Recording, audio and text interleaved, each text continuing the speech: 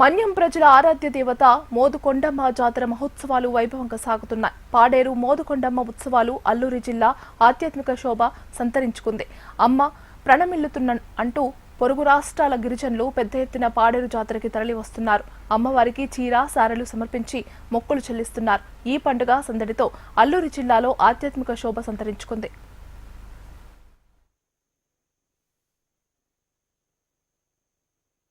ఈ కార్యక్రమం మొట్టమొదట సతకంపట్టు నుంచి అమ్మవారికి పసుపు కుంకాలు పుర ప్రజలంతా కూడా నేల వేషాలతో డప్పులతో ఆలయానికి ఊరేగింపుగా వెళ్ళడం జరిగింది.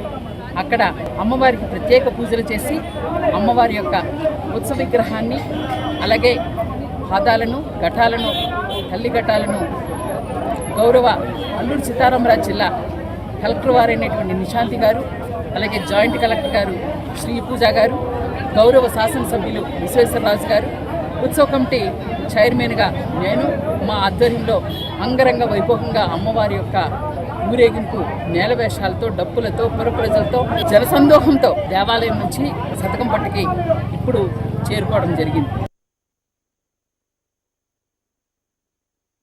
ఈరోజు అమ్మవారి యొక్క ఆశీస్సులతోని లక్షలాది మంది జనాలు ఇతర రాష్ట్రాల నుంచి కూడా ఇతర ప్రాంతాల నుంచి కూడా వచ్చి అమ్మవారి మీద నమ్మకంతో వచ్చి ఈ 3 రోజులు కూడా దర్శనం చేసుకుంటున్నారంటే ఒక్కసారి మనం అందరం కూడా అమ్మవారి యొక్క వైభవం కానీ ఆవిడ మహిమ ఎలాంటిది అనేది మనందరం కూడా ఒకసారి గుర్తు చేసుకోవాల్సినటువంటి అవసరం ఎంతైనా ఉంది.